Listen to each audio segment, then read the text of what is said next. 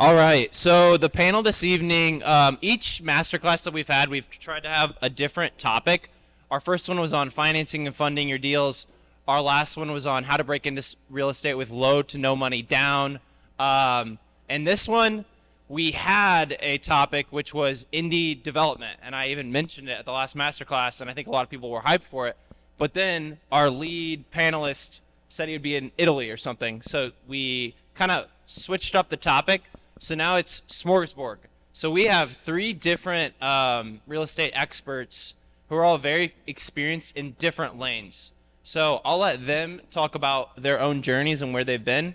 But yeah, let's. Oh, you want to talk about this? Yeah. Before they introduce themselves, with it being so many different lanes of real estate, I think there's going to be a ton of questions throughout the night. Every slide's going to have my number up there to be able to text me your questions. And after each person kind of goes through what their expert or what their field is, I'll ask them specific questions. So text me throughout the night any questions that you have as these guys are sharing. All right. Question for our panelists, kind of a get to know you question. What is your background in real estate? What big goals are you working towards right now? And what fires you up mostly about this industry? So kind of like, what's your why? Guys, you want to kick us off? Awesome. It's great to be here. Thanks for putting this on. My name is Guy East, and my background in real estate started actually in Tijuana, Mexico. After my professional cycling career, I was an Olympic level cyclist for 8 years, and ended up in Tijuana, Mexico, and started building homes for the poor in Tijuana. And so I built several hundred homes for the poor down there. And then in 2018, I got introduced to Airbnb and started Airbnb-ing a beach home in Mexico, and then scaled our portfolio up to about 50 properties in the San Diego and Rosarito, Mexico area. And in 2021 was introduced to midterm rental investing when we first got our we got an insurance claim for the first time, and it was a pretty sweet deal. And so we began to transition into doing midterm rental investing. So I love what we're doing, and that's currently we operate and own several properties in the Indianapolis area and the surrounding area, as well as San Diego, and we're almost exclusively doing the midterm rental strategy. So more than 30 days, less than a year. I love real estate, and our goal is just to continue doing what we're doing and continue acquiring more assets, getting into bigger multifamily units. And I love the freedom that it affords me with my schedule and spending time with my family, and the creativity. I love the creativity of real estate. What's up, beautiful people? How are you this evening? My name is Wayez Mall, and I'm based out of Avon, Indiana. And if it's not obvious up till now, my background is real estate. It's been that for over 4 years now, and my journey started back in 2020 in Tucker School of Real Estate, where I was scouted by FC Tucker's owner, and he wanted to mentor me, and rest is history. So I've learned pretty much anything and everything that there is to residential and commercial, and I've been very fortunate with having great mentors in my life, and one of them is right here tonight, this evening, Mr. Jeff Gamble, who I work for now since last year. We work in Meridian Street Realty Group together, and pretty much when it comes to real estate, I've done it all, from like residential to commercial, and I specialize in investors market, so I specialize in representing with investors and doing creative financing deals. What's our biggest goal? The brokerage that we work for, our current goal is to grow up to 100 people part-time and help them achieve financial freedom. And what drives us the most is helping creating win-win situation for everybody in a transaction. Thank you. Hey guys, I'm Connor. I'm way less exciting as the other two. I think it's worth mentioning that like Tyler opened us up by saying we had this really cool thing planned with like development and awesome stuff, and then that didn't happen, so we ended up with these three buffoons up here. So here we are, us at plan C, not even plan B. My name's Connor. I don't deserve to be up on the panel. My background, I was a legalized criminal for a long time. I sold commercial insurance and decided that I hated working for somebody else. What's most important to me is absolutely freedom and autonomy, independence. I hate it when somebody else in my cell phone has control over what I do all day, every day.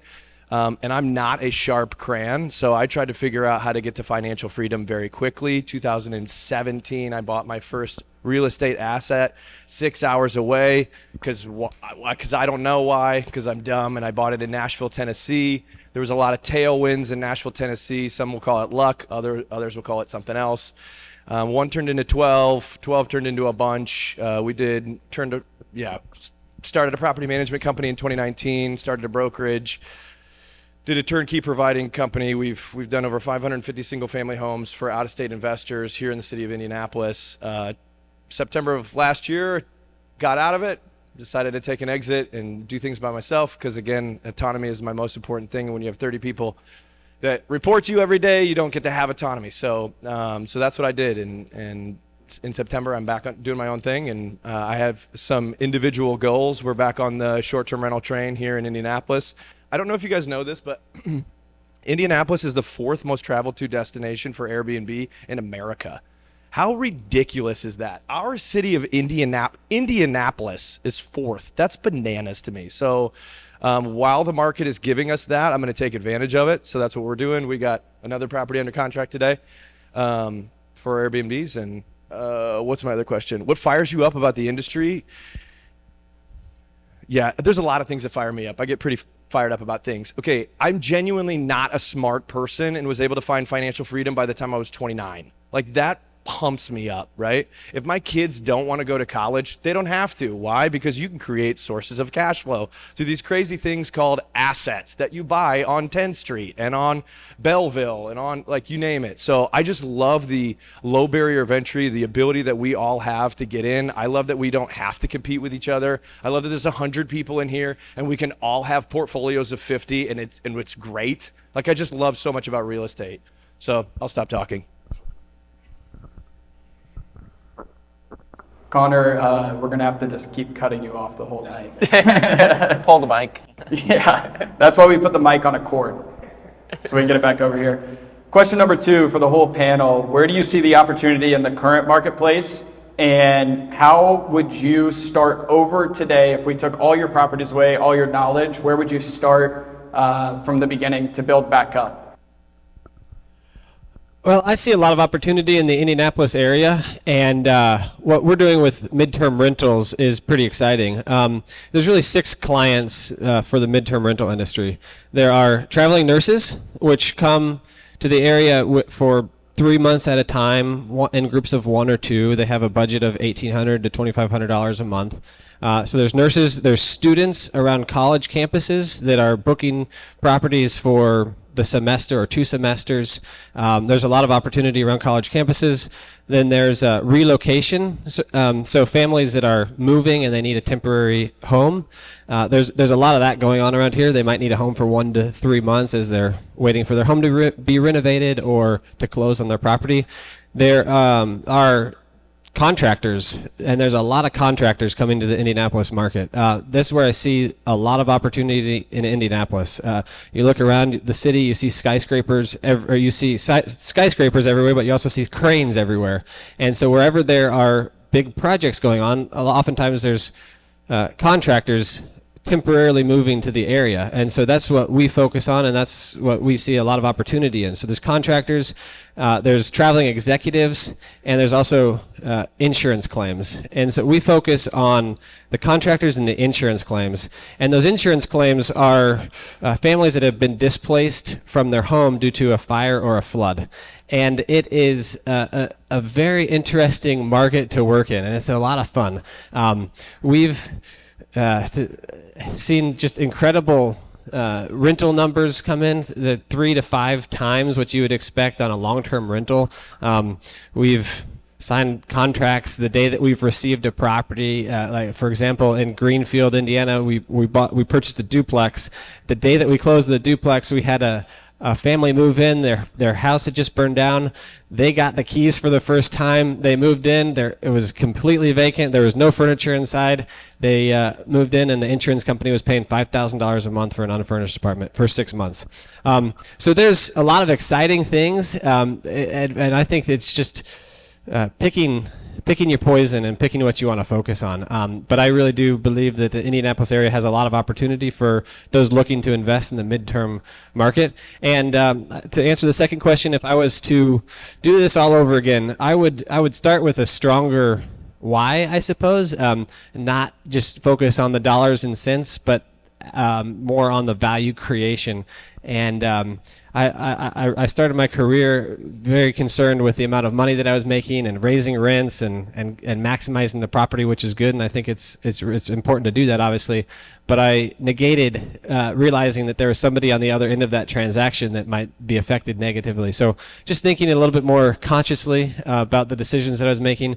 And that's what I'll leave you with.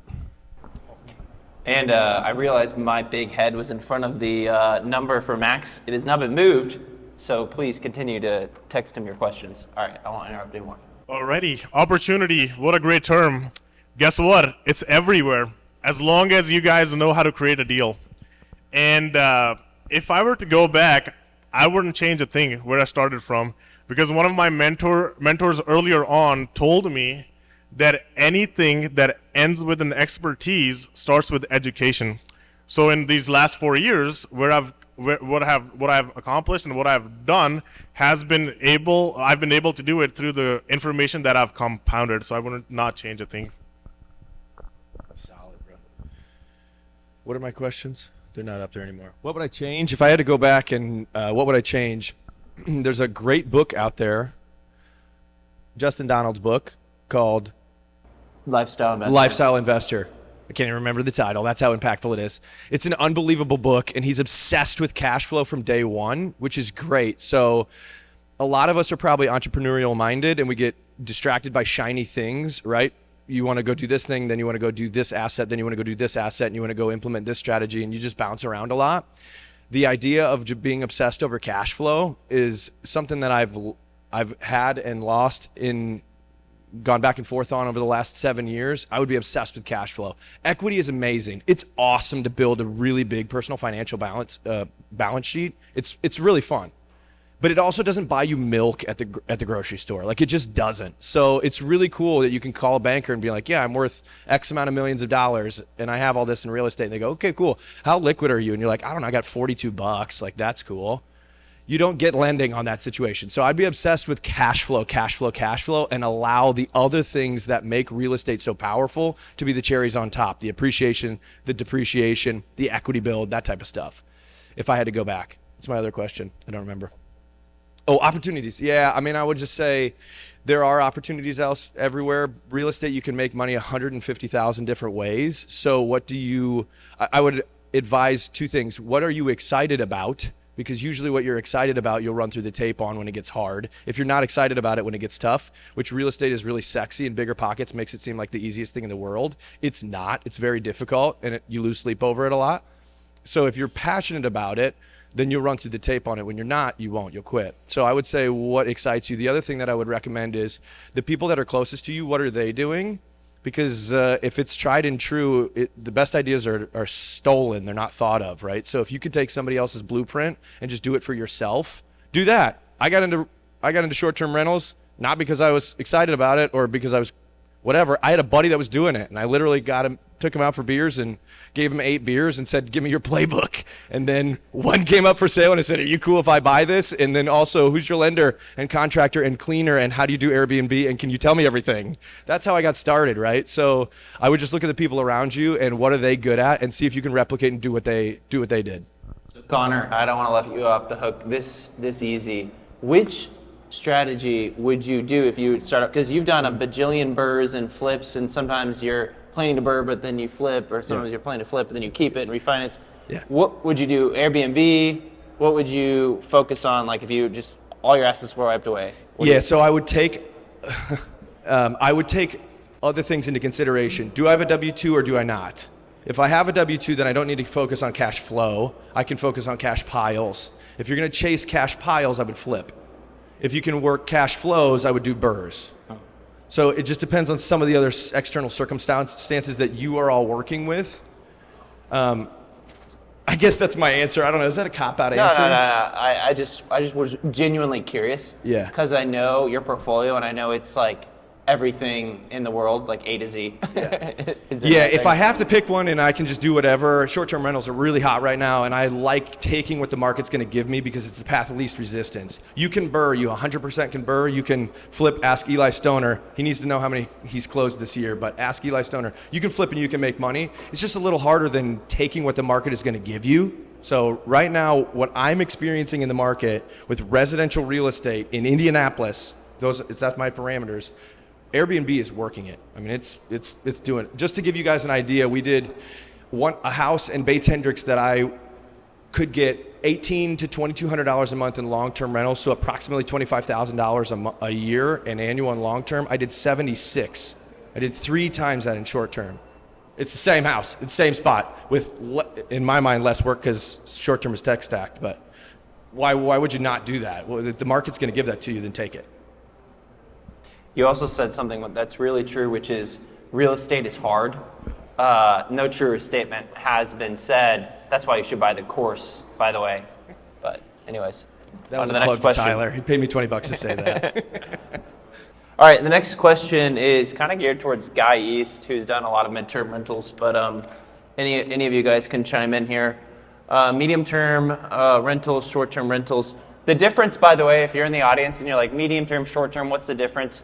It's about, medium-term, I would say, is a 3-month stay, or at least longer than a month is medium-term rental. Short-term is under 30 days. At least that's my definition. How do you do this strategy successfully in Indianapolis? Yeah, so I would define medium-term, mid-term stays actually as 30 days or longer. That's how we traditionally define that. So 30 days or longer and less than a year. And so there's a lot of ways to employ this strategy. Actually, we get a lot of leads through Airbnb at our properties. 30% of Airbnb bookings are 28 days or longer. So there's a lot of people looking on Airbnb for these midterm rental stays. And as I talked about earlier, there's a couple different markets and things that you could focus on. I would focus on 1 or 2 of those sectors. I think there's a lot of opportunity with the contractors and with the insurance claims. And you can register a property on a website called ALE Solutions. And when there's an insurance claim in your area where your property is located, they'll contact you and they'll ask you if your property is available. And if it is, you'll say yes. And they'll ask you a series of questions. What's your rental rate and what's your deposit and whatnot? And you can put whatever number out there. And a lot of times they'll accept it. The alternative for staying in your house is staying in a hotel. And if you think about it, maybe a family of 5 being displaced from a house fire, they'll have to get 2 or 3 hotel rooms that are going to cost $200 a night per room. And so the insurance company will have a similar budget for a house, and it doesn't matter if that house would rent for $1,000 or $2,000. They'll pay whatever is allocated in that policyholder's insurance policy. And there's a certain allocation in those policies called the ALE, additional living expenses. And you don't know what that is. You're kind of taking a shot in the dark. But our experience tells us that for a 3-bedroom home, the insurance companies are willing to pay between $5,000 and $8,000. And that is applicable whether it's per month, whether it's in San Diego or whether it's in Indianapolis, Indiana. So it's a pretty sweet deal, but it also has to be coupled with a short-term rental strategy. Guy, really quick, what percentage of your medium-term rentals are insurance claims rentals? Well, I'll explain. I can't answer that because it depends on the time of year. It depends on the time of year, and we couple the midterm rental strategy with the short-term rental strategy because you might get a rental. A 6-month insurance claim for $8,000 a month, and it's great. But when they leave, you don't know when the next insurance claim is going to come. And it might be 6 months, it might be 3 months, it might be a year. So you have to have your property prepared and ready to rent as an Airbnb in the short term until the next insurance claim comes. So we're going back and forth, and we've seen in Indianapolis that there's not as high of a population density. There's not as many insurance claims that come through here, but they do come, and when they do come, they're pretty fantastic. And not only through ALE Solutions, but also we get a lot of inbound insurance claims through Airbnb.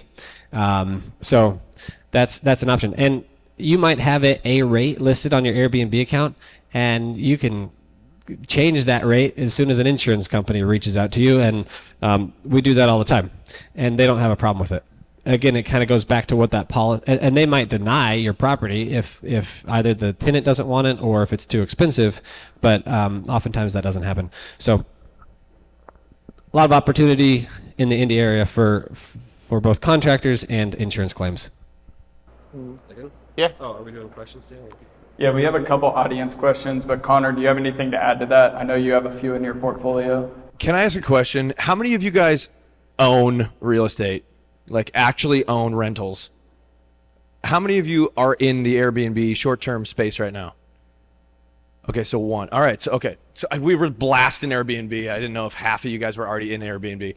Okay, yeah, I do. So from a strategy standpoint, I think a lot of people think that Airbnb is easy and it's simple, and you just go to Goodwill and you spend $4,000 and you furnish a 4,800 square feet house with $15. Like, it doesn't work that way. You can put a listing out there and you will get demolished.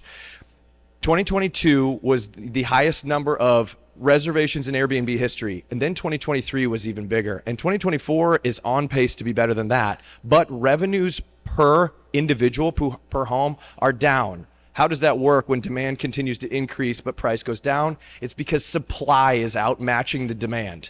There are so many listings for Airbnb getting thrown up there because there are apartment complex people that don't know what to do, that have vacancy challenges, and so they just go, I don't know, let's just throw it on Airbnb. Or there are people that got stuck with long-term portfolios of a lot of houses and throw a bunch of crappy furniture in there and try to turn it into an Airbnb. The problem with Airbnb is not the demand. The problem is the operators. So if you're going to get in the space, don't be a chintzy operator, I guess is my whole thing to you. I would ball out. We're doing one right now. I'm doing a 5-bedroom right now. It's 50 G's in furniture. You could do it for 20. You definitely could, but I'm going to mop you up on my occupancy and on my nightly rates. I'm going to kill you, and it's going to be an amazing asset for me and a terrible asset for you, and the difference was 30 grand. So if you're going to get into that space, I would highly, highly, highly recommend that you work with somebody that's done this before, that's good at it, that you don't skip on the furniture, that you make sure you think through. Have your friends stay in it before you post it. You go stay in it. Take your wife on a date and stay in it and go, oh man, everything sucks about this property. Great, then change everything and then list it, because it's got the opportunity to be amazing. But if you're a bad operator, you're just going to get swept up by the good operators. So I just think that there are a lot of people that their experience with Airbnb is bad, and I just think that's a reflection on them, not the demand. That's my thoughts. Yeah. If you were buying your next deal today, would you go short-term rental or midterm? 100% midterm rental. I like short-term rental, but it's really nice to have somebody in there that's paying Airbnb rates for 6 months at a time, and I don't have to worry about a lot of damage because they're out working, and it's worked out really well for us. What side of town or in the city are those midterm rentals? So we are mostly outside of the 465 loop, places that you would not expect necessarily, like Marion, Indiana. Kokomo is another great spot. Where, like I said, wherever there's projects going up, that's where we follow the projects, we follow the money, and so we just love it. I love the midterm rental strategy, and I was getting phone calls at 1 a.m. and with Airbnb, people couldn't get in the house or this, that, and the other. They ran out of toilet paper, and we don't have to deal with that. We give people a starter kit, 2 rolls of toilet paper, hand soap, and then they take care of everything else. And that's just, and then even with some of it, like with the insurance stuff, we don't even have to deal with the utilities. The tenants will even pay the utilities. So it's a pretty sweet deal. There was another one. How do you underwrite those? So if I'm thinking about buying a midterm rental and I'm trying to figure out what the monthly income's going to be, how do you underwrite them before purchasing them? What do you assume, like based off of long-term rent? Is there a calculation that I could plug into a spreadsheet?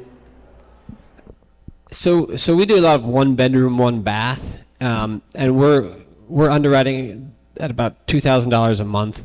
We normally get a little bit more than that, with a 15% vacancy rate.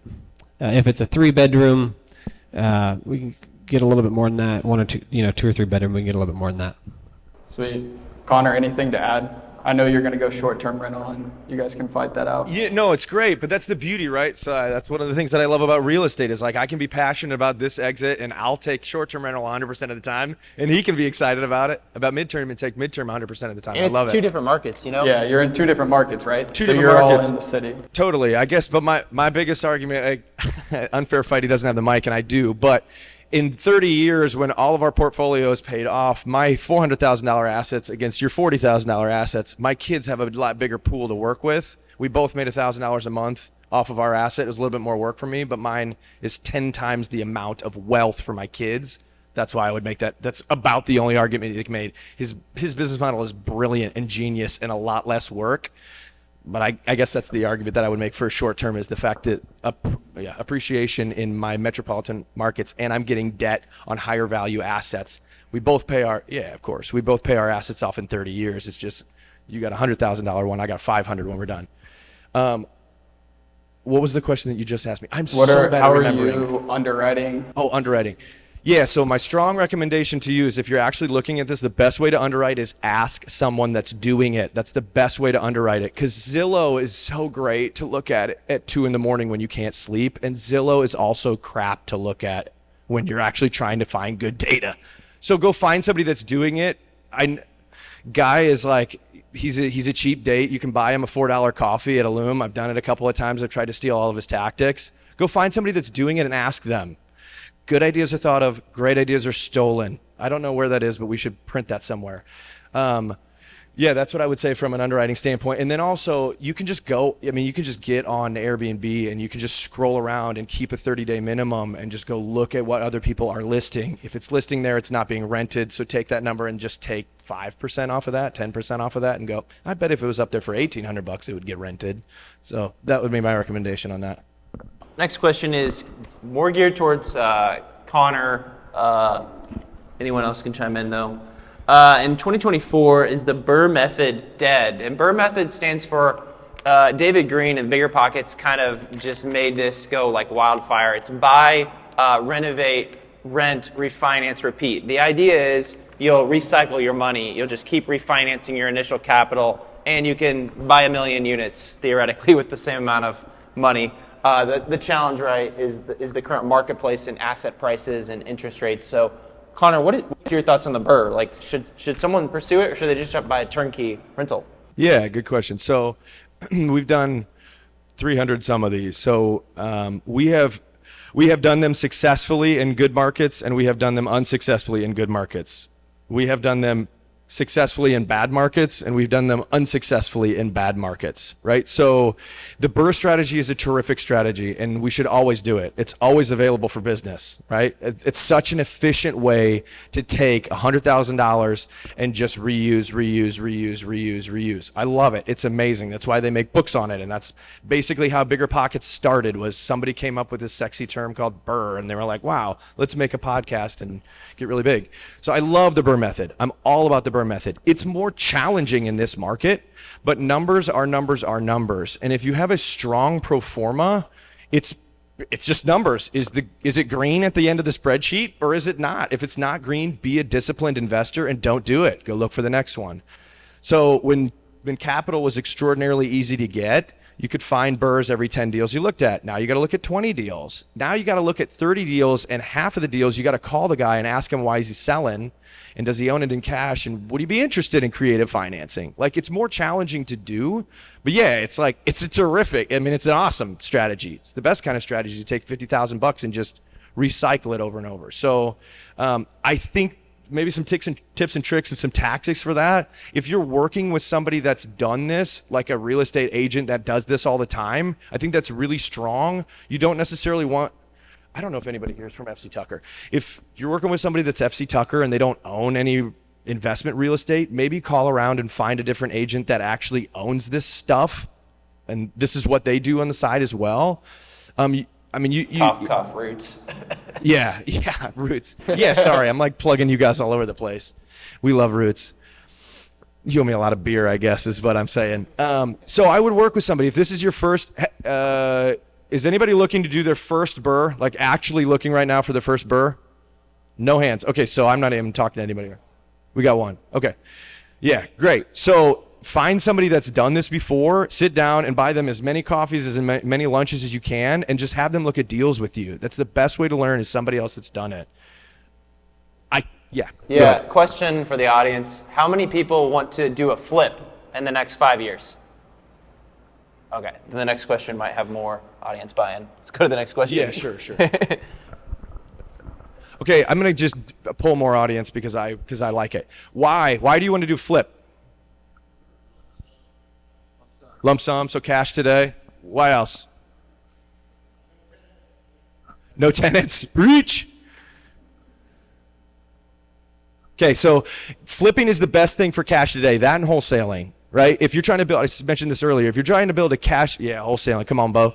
If you're trying to build cash piles, flipping is amazing. I love flipping. I would make sure that you feel very confident. You feel very good on your numbers. You're working with the GC that you've walked their houses before. Everybody that's done a flip, if you've done more than 10 flips and you haven't lost $30,000 to a contractor, then you haven't done 10 flips. So like, this is just how it goes.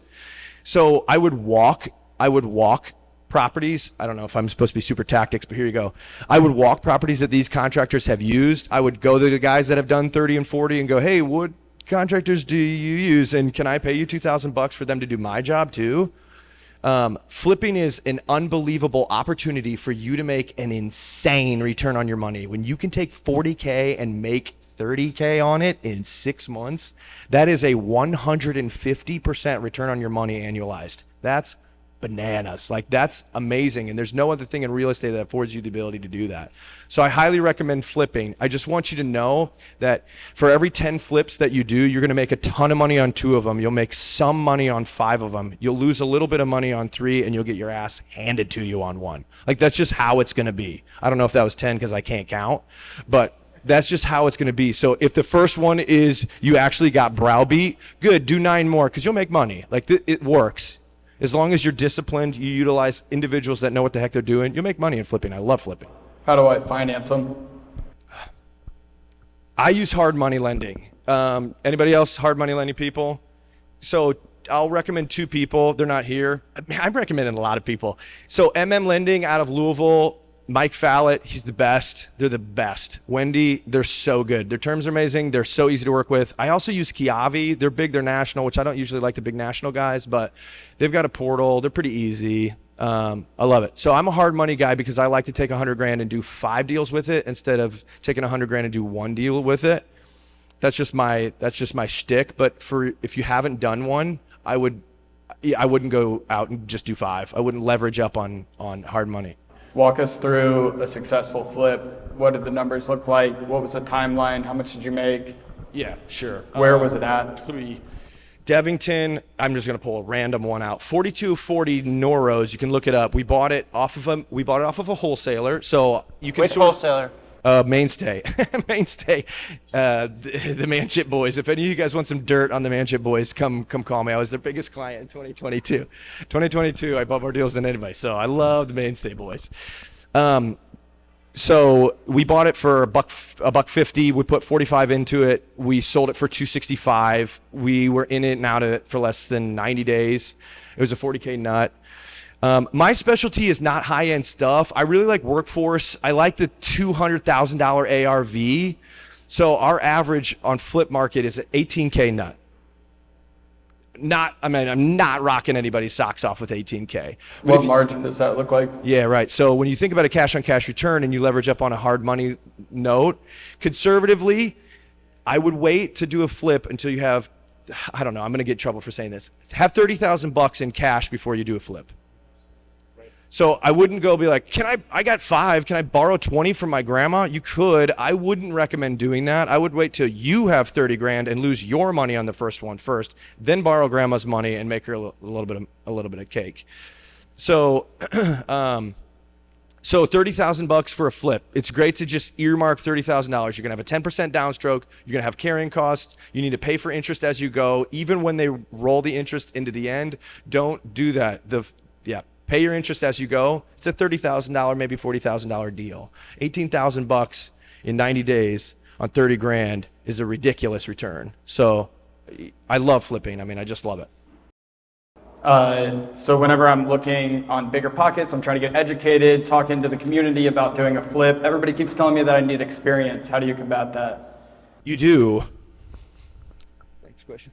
You do for hard money, Yeah. right? Like, how do you get a hard money Yeah. loan? What's the origination fees going to look like? What's the cost implication? Yeah. So when I say you need experience, I do mean that. It doesn't mean that you have to have experience. It means that you have to bring experience to the deal. So if you don't have it, then you need to find somebody that does.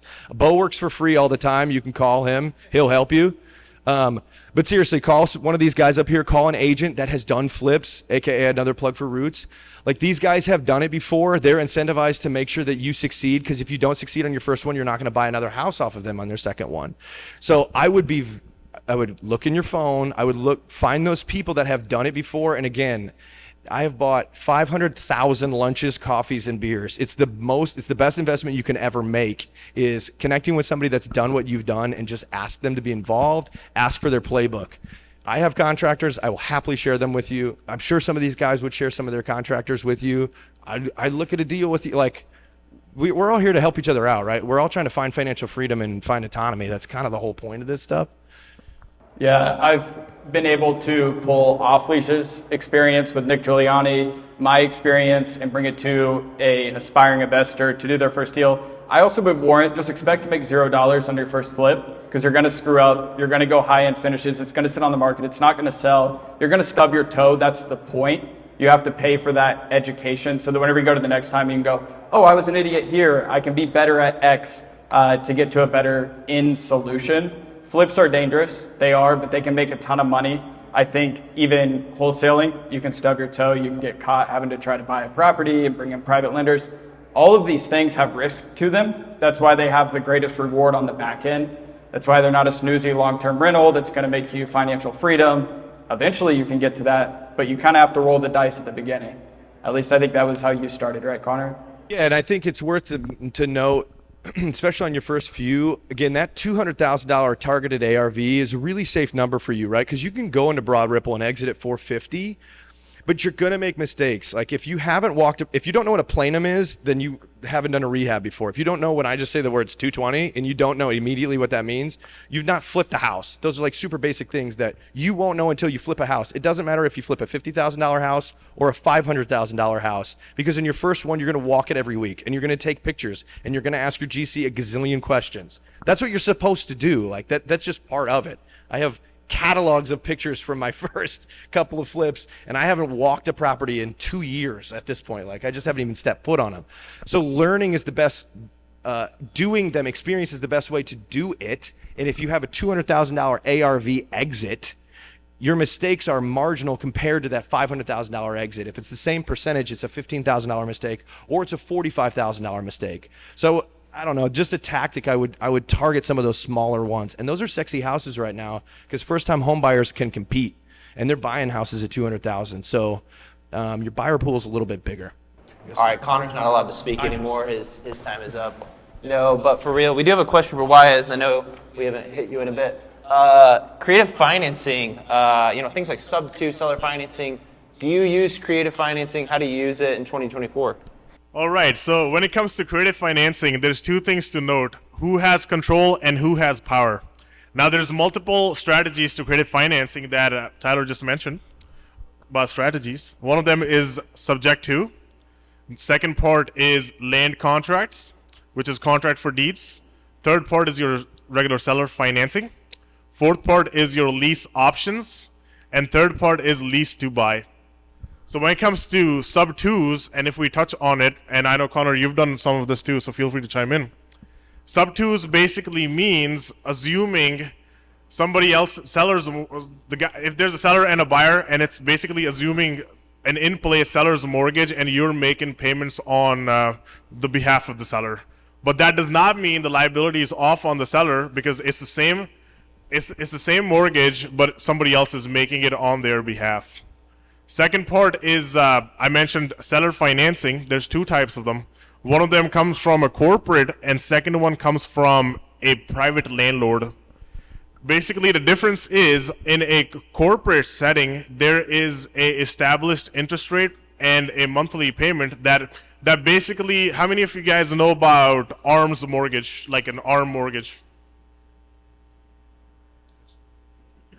So basically, in that ARM's mortgage, the interest rate fluctuates based on what the market is doing. So Wayez, question for you. Sorry to cut you off. Let's say I have a house on the market.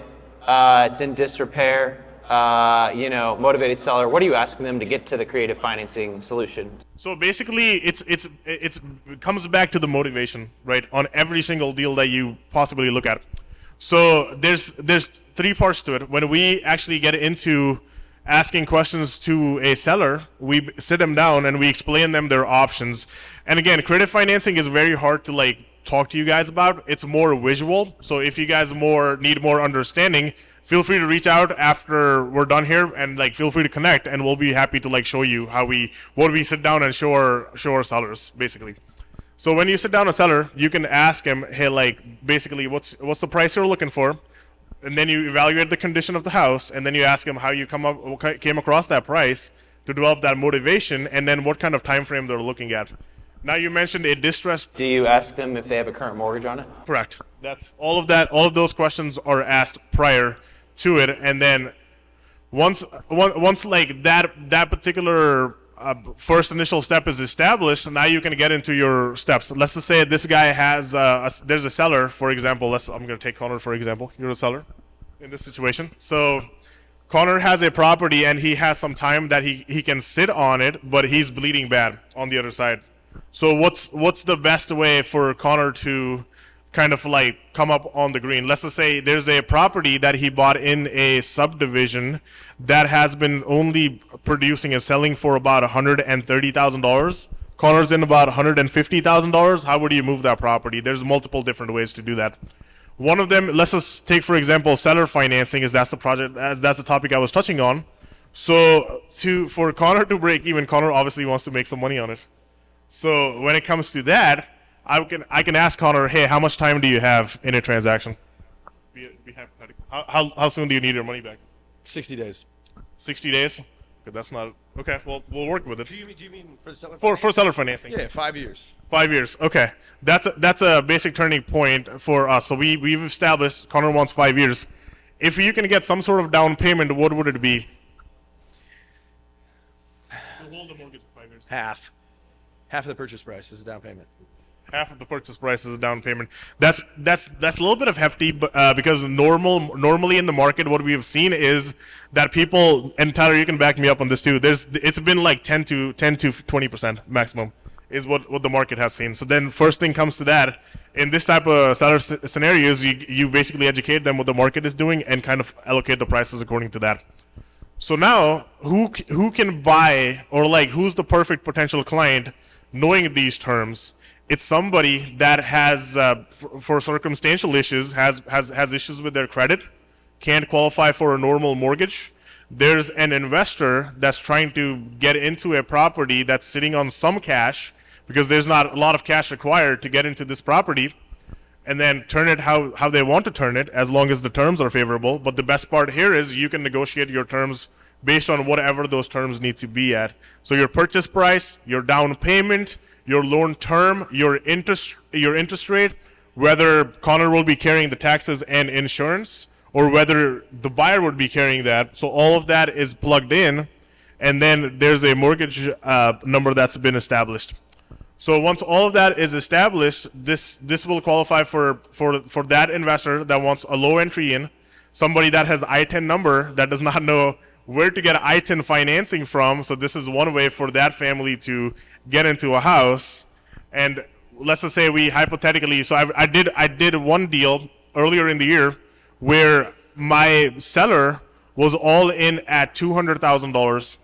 And it was a neighborhood that could only sell for $150,000. I was introduced to a buyer while we were pre-qualifying them, and that buyer, the main issue was that they did not report their income, but they made over $10,000 every month.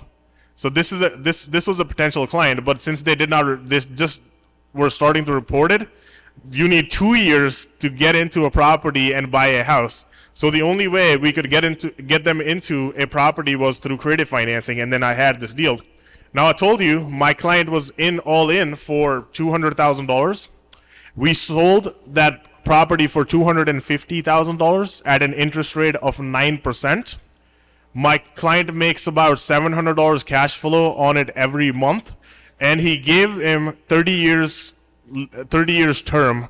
That means if this guy keeps that property for 30 years, my client is going to end up making $700,000 on this property that he almost lost, that he almost was downside on by putting in $200,000 on. Yep. It's crazy. Thanks for walking us through all that. True story, and we're getting to the end here, and we're going to get back to the networking, and this is the last question, but true story, and Connor can maybe chime in. I actually bought a property from Connor, and he brought up the seller financing. So my ears perked up. So I put $15,000 down and bought a $285,000 property that's cash flowing about $1,000 a month. So $15,000, $1,000 a month. So 15 months payback, because that was, you carried back. So it was a 25% down loan, but then he did a $50K carryback, which carryback is seller financing. So we had a second position mortgage. Probably not making sense to anyone, but. No, it's great. So when you're the buyer, you can do seller carry for your downstroke. You can do that. There's some tactics to it, so you want to work with somebody that's done it before, but I'm on both sides of the seller carry. I penned a deal today where he's seller carrying my downstroke, and I've sold a deal where I'm seller carrying their downstroke. But yeah, you can put first position debt on, senior debt on with a traditional mortgage, and that 25% down that you need to have, you can still seller carry that, which allows you to get in for 10% down or 15% down or 5% down if you've got a seller that's interested in doing it. In my case, it was an asset that was ready to exit my portfolio. This is where we're headed. This one doesn't fit. It was perfect for his portfolio, so we moved it. Do I need the cash today? Nope. So I can sit on it, and it allows me to get it out and become a cash flowing asset in the form of a private note instead of a property that potentially for me has more risk than reward because it didn't fit my portfolio. So yeah, if you're interested in doing that, we can chat. I mean, you can get as creative financing is as creative as you can get. I mean, it is as creative as you can get. I just want to touch on something real quick. We talked about like seller carrybacks and how to do these type of transactions and like how it's done. But the basic understanding here is, for those of you that don't know, is just think about like how in a traditional mortgage, how a bank carries a loan and they hold title and you hold equitable rights and the deed in your name. Similar thing when it comes to seller financing. One thing to understand is that the seller, as long as they're willing to carry back, or it's a wraparound land contract or wraparound seller financing stuff, it basically means that bank gets replaced by the seller. So seller essentially becomes the bank, and you start making payments directly to the seller. And until those payments, once those payments are paid off, then you get the legal title to the property. Sweet. Let's give a hand to the panelists. Thanks for coming out, guys.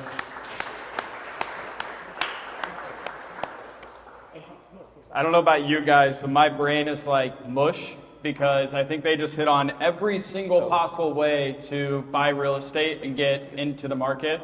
Couple things to touch on. Next event, September 5th. We'll send an email out tomorrow following up. and getting you the link to come and sign up for that. Scan the QR code, buy the course, get educated. And the last thing, meet somebody here and have coffee with them next week so that you can get a little bit further ahead in your journey. And I guess that's a wrap. Come to the happy hour next month, third Tuesday at Refinery 46. Yeah, that's it. Right on.